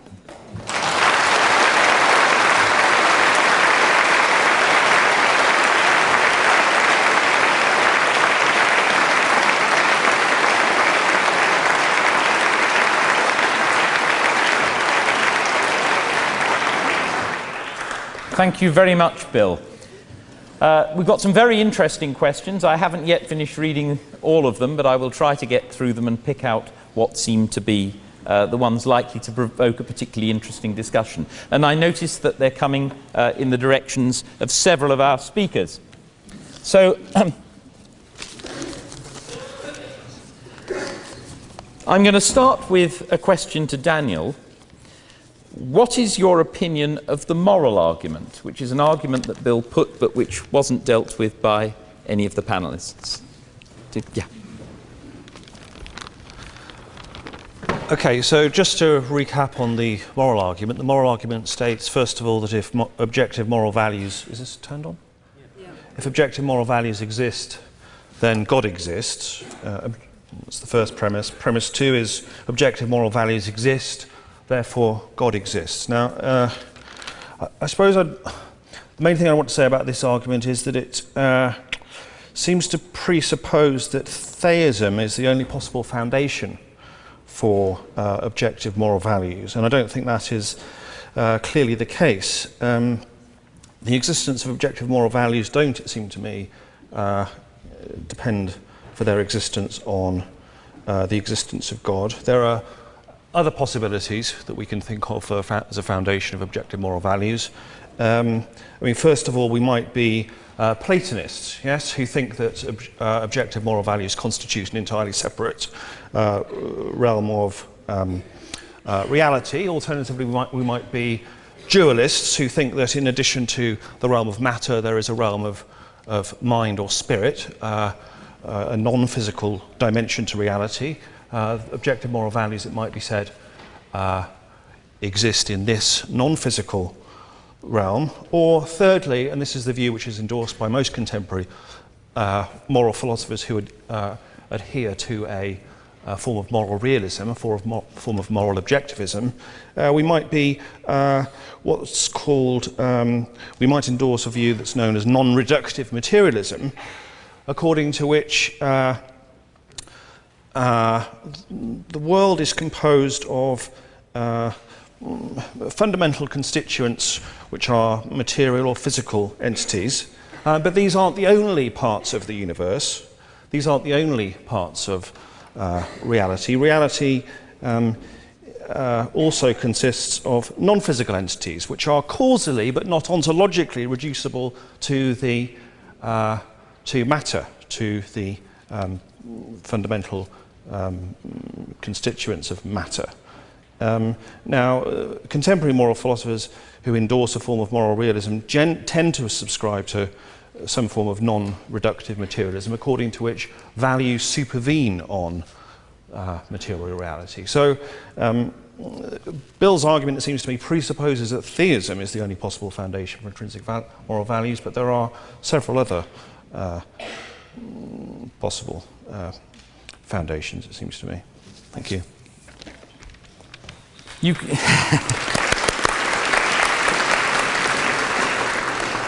Incidentally, obviously it's completely impossible to give an adequate treatment of any of these issues here. There's lots of interesting stuff to read on this, not least on the web. So I hope you will be encouraged to do that. To Bill, surely if everything that begins to exist is true, then it's true in space and time. Yet the universe isn't in space and time, but is space and time. So why does it need to be subject to a law inside itself? I think you get the idea. I do. I think that this is a very common mistake of thinking of the principle of causality as a sort of physical law which holds only in the universe, but not of the universe, sort of like the law of gravity or the laws of thermodynamics. But the causal principle that whatever begins to exist has a cause is not a physical principle. It is a metaphysical principle that basically says being doesn't come from non-being. Being only arises from being. And that seems to me to be an extraordinarily plausible principle that's been recognized from the time of Parmenides. Non-being has no properties, no potentialities, no powers. For the idea that being could arise from non-being is really worse than magic when you think about it. So it seems to me that Parmenides and these other Greek philosophers like Plato were quite right in thinking that being only arises from being. So that there's something that begins to exist, there needs to be some other actual being that is responsible for bringing it into existence. And that's a metaphysical principle that would certainly apply to the universe as a whole. If the universe began to exist and came into being, it surely has some sort of transcendent cause which would explain why it came into existence and therefore exists rather than nothing.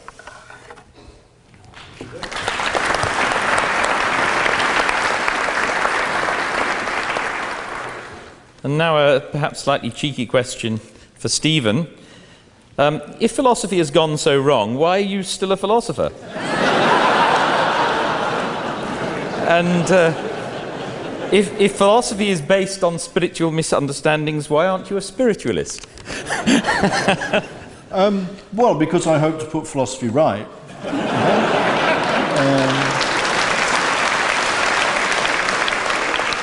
I mean, as a finite and fallen being, in my own small way, I do attempt some spiritual understanding.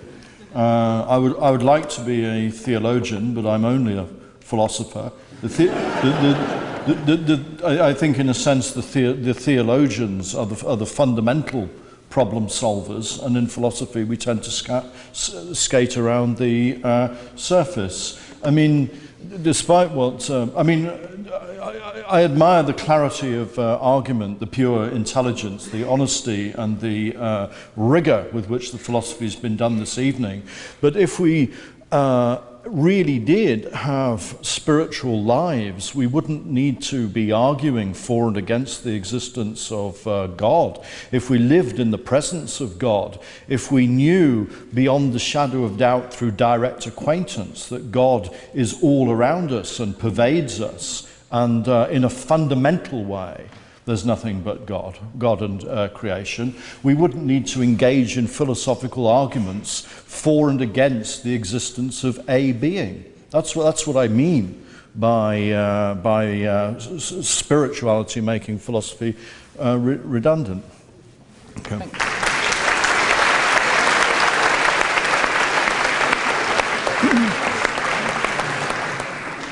You won't be surprised to know that the vast majority of the questions are to Bill. I'm going to put these ones together, Bill, because they're somewhat similar. How can you reconcile God's unchangeable nature with his inconsistent dealings with humankind? How do you reconcile the doctrine of the Trinity with divine simplicity?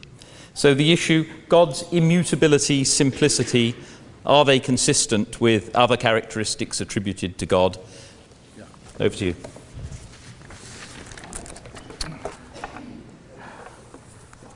I don't think that God is unchangeable.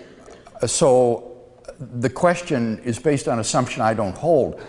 What I argued was that without the universe, we must get back to a changeless first cause. But notice I didn't say unchangeable, just de facto changeless.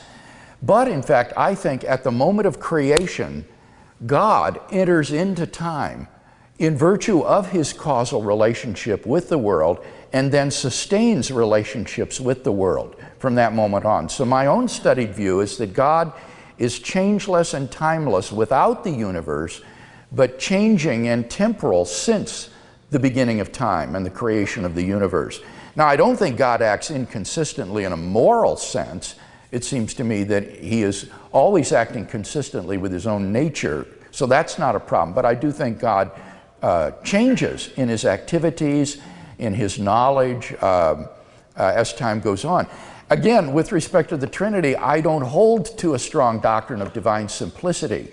You need to understand that the doctrine of divine simplicity advocated by the high medieval theologians was a radical doctrine which says that God literally has no properties, that there is no distinction in him between his essence, what he is, and his existence, that he is. And I don't hold to that sort of radical view. I think that God is simple in the way that I described in response to Richard Dawkins, namely, he's not a physical object made of parts. But I would say that God has a diversity of properties, omnipotence, omniscience, moral perfection. These are not the same property. And I think that God is a trinity of persons. So I don't hold to the doctrine of divine simplicity that the medievals did, and I don't think that this is a doctrine that's biblical in any case. This is an imposition on biblical theology that springs out of Neoplatonism and the conception of God as the one who is beyond all diversity and complexity. So those would be simply some theological views that I don't share.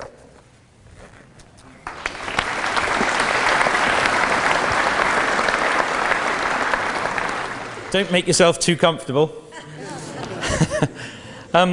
If consciousness is just a material phenomenon, does it disprove God or at least the soul? Another question in the same spirit. Aren't your arguments misleading when it comes to unembodied minds? Doesn't science tell us that there are only embodied minds? Well, science certainly doesn't tell us that there are only embodied minds. What scientific evidence is that there are no unembodied minds? You would have to have scientific evidence against the existence of God, because that's what God would be if he exists, would be an unembodied mind. There is no such evidence. So certainly science doesn't disprove the reality or the possibility of unembodied minds, or even disembodied minds. Say people when they die and the soul is separated from the body. There's nothing that proves that there are no such things as disembodied souls after death. So no, that doesn't disprove it. Now, if consciousness were shown to be either merely a physical phenomenon or something that was dependent upon a physical substratum, would that disprove God? There are Christian materialists, actually, like Peter Van Inwagen and Nancy Murphy, who are not dualists as I am. I am a substance dualist who thinks there's a difference between the soul and the body. But there are Christian philosophers and theologians who are materialists when it comes to human being. And they would say that God is of a different order than human beings, that God, in fact, is an immaterial spiritual being, but that he's quite different from human beings. That's not my own view, but I think we have to make room for such people because they do exist. There are Christian materialists, whether they're right or wrong, they're out there. And so I don't think you can say it's flatly inconsistent. But you would have to allow, on that view, that human beings and God would be radically diverse from each other, because God would be an example of a consciousness that doesn't have a material substratum, where these philosophers would think that human beings are. I would prefer to say that, in fact, you cannot offer a reductive materialist or even a sort of supervenient, non-reductive materialist view of the soul, the mental life, intentionality, mental causation, and so forth. And so I would hold that God and human beings are similar in the sense of being spirits, in one case embodied, in the other case unembodied.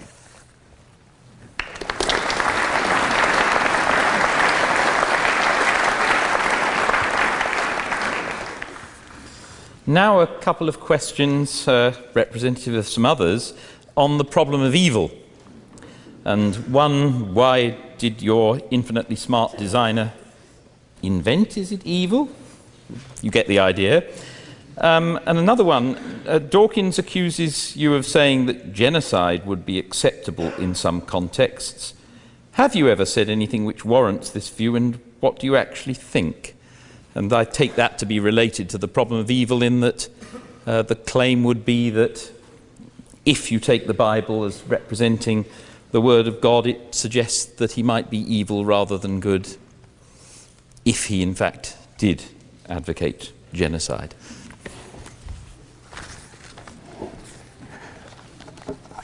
I am a Christian theologian, and so we'll answer this from a Christian perspective. From a Christian perspective, God didn't invent evil. Rather, he created free moral agents who have the ability either to obey God and do his will, or to seek lesser goods rather than have their wills oriented toward God as the supreme good. And evil, as I understand it, is a privation of right order in the creaturely will. It is an absence of being correctly ordered toward God as the supreme good, and focused instead on lesser goods. So evil is the byproduct of the misuse of human freedom, which is necessary for us to be moral agents who make significant moral choices. Apart from that, we would be mere animals or robots or puppets, and that's not the kind of being that God wants. Now, I have not in any way ever said that God has commanded or could command genocide. That's an unsympathetic misrepresentation of what I said. What I was dealing with are these narratives in the Hebrew Bible concerning God's commands to Israel to go into the land of Canaan, or the modern-day land of Palestine, and to drive out the Canaanite clans or tribes that were inhabiting the land. And in the Hebrew Bible, God commands Israelites to go in there and to slaughter any of the Canaanites that oppose them, whether man, woman, or child. They are to be exterminated. Now, anybody who takes the Bible to be historical has got to wrestle with these difficult texts. The question is, how could a God who is all loving, all good, and all holy issue such commands? And why would he do so? Is there some kind of internal inconsistency here? And what I argued was that when you look into these in the context of the narrative, you find that God held his people Israel in Egypt for 400 years before bringing them into the land of Canaan, because he said the iniquity of the Canaanites is not yet complete. These people were not yet so debauched, so reprobate, that God would judge them. And so he held his people in abeyance until the iniquity of these Canaanite tribes was so pronounced, they were so vile and so evil, that God finally used Israel as his means of bringing judgment upon these tribes, in the same way that God would later use pagan nations like Babylon and Assyria to judge his own people, Israel, by allowing them to come in and sweep through the land and conquer the people. So that this represented God's judgment upon these Canaanite tribes. And when you read the ancient non-biblical literature about these tribes, this was a culture that was incredibly evil. Clay Jones has written an article on this in Philosophia Christi, in which he looks at some of these ancient texts. And the sort of the bestiality and human sacrifice and the mockery of God that characterized this culture was really, really vile, and it raises the hair on your neck to read these texts of what these people were like. And this story of the conquest of Canaan only comes after the story of God's judgment on Sodom and Gomorrah. And you may remember in that story, Abraham argues with God and says, God, if there are 50 righteous people in these cities, will you destroy them? Will you destroy the good along with the unjust? And God says, no, for the sake of the 50, I will not destroy them. And then, like a Middle Eastern merchant, Abraham bargains with God. Well, God, if there are 40 in the city, will you destroy it? God says, no, for the sake of the 40 righteous people, I will not destroy it.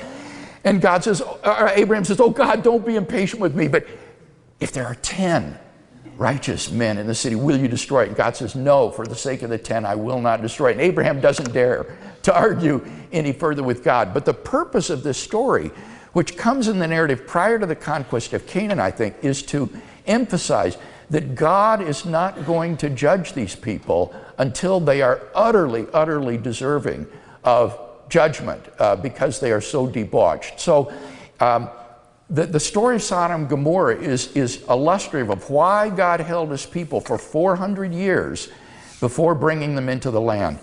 And when he brought them into the land to judge Canaan, what was that judgment? It was not to commit genocide. That is an utter misrepresentation. There was no racial war here. There was no command to pursue and hunt down the Canaanites and exterminate them all.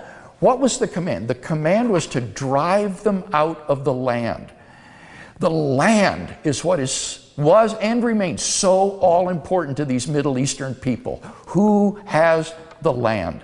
And what God was doing was destroying these Canaanite petty kingdoms as nation states. He was destroying these nation states, in effect, by dispossessing them of their land and bringing in the Israelites and giving the land over to Israel as the land of Israel, the promised land. And if these Canaanite tribes had simply fled before the advancing armies of Israel, no one would have been killed. There was no command to hunt down the Canaanites, no intention to kill them all off and eliminate them. It was only those who stayed behind to fight that would be killed. And in fact, there is nothing in the narrative to suggest that any women or children were killed. There is no narrative whatsoever that says that anybody other than combatants were killed in this cleansing of the land. And we really don't know how many actually were killed. This was apparently a gradual sort of dispossessing of the land that these tribes occupied. So the question is then, well, how could a God who is all holy and just and loving command such a thing? And I think you can make sense of this through a divine command morality, which says that our moral duties are constituted by God's commands, so that when he issues commands to us, these become our moral duties. So Israel and the armies of Israel became, in effect, the instrument by which God judged these Canaanite peoples. The adults deserved the judgment that they received if they stayed behind. Now, the more difficult problem is the children. How could God command that the children be killed because these are innocent? And I think what I would want to say there is that God has the right to give and take life as he sees fit. Children die all the time, every day. People's lives are cut short. God is under no obligation whatsoever to prolong anyone's life another second. So he has the right to give and take life as he chooses. Moreover, if you believe, as I do, in the salvation of infants or children who die, what that meant was that the death of these children meant their salvation. They were the recipients of an infinite good as a result of their earthly phase of life being terminated. The problem is that people look at this from a naturalistic perspective and think life ends at the grave. But in fact, this was the salvation of these children and would be far better for them than continuing to be raised, say, in this reprobate Canaanite culture. So I don't think God wronged anybody in commanding this to be done. He didn't wrong the adults because they were deserving of capital punishment. He didn't wrong the children, if there were any that were killed, which we don't know, because God has the right to take their lives, and in fact, they were the recipients of a great good. So I don't think there was anybody that was morally wronged in this affair. So it seems to me that it is possible for God to do so. I think only one thing needs to be added, and that is that God had morally sufficient reasons for issuing such an extraordinary command. It needs to be understood as how extraordinary and out of the ordinary this command was. It is associated with the conquest of Canaan and the dispossession of the land and giving it to these people. And God, I think, had morally sufficient reasons for doing this because these people were due for judgment, and by issuing so harsh an object lesson to Israel, by using them as his instruments for bringing judgment in this way, he emphasized to them, as nothing else could do, how they were to be a holy people set apart for God himself, and not to follow after the pagan deities of Israel's neighbors, not to betray their faith and apostatize and follow these Canaanite gods like Baal and Molech and others. This was an object lesson to them to preserve Israel and the salvation of these people, through which, of course, the instrumentality of Israel, he would eventually bring the Christ into the world and effect the salvation of the entire world through Christ. So I think God had morally sufficient reasons for doing such an extraordinary thing, which is really unique and not something to be repeated or expected in any other time or age.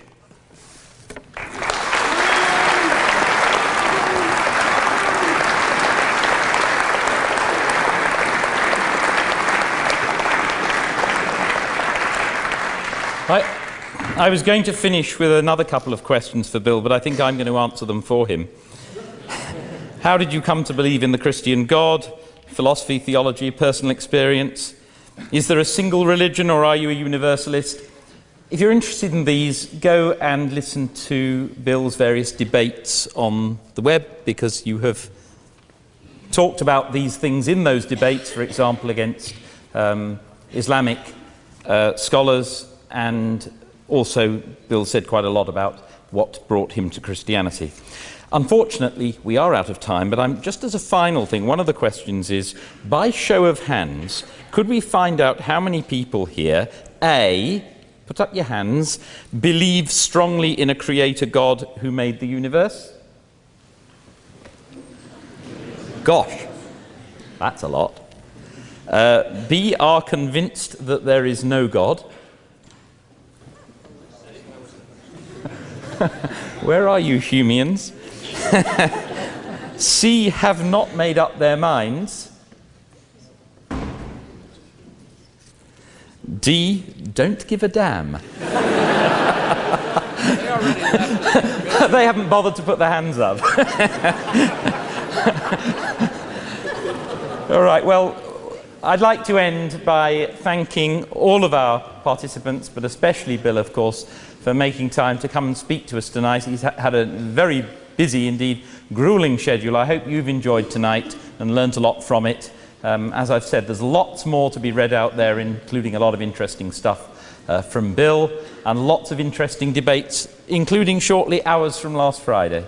So thank you, Bill, and thank you to our panel.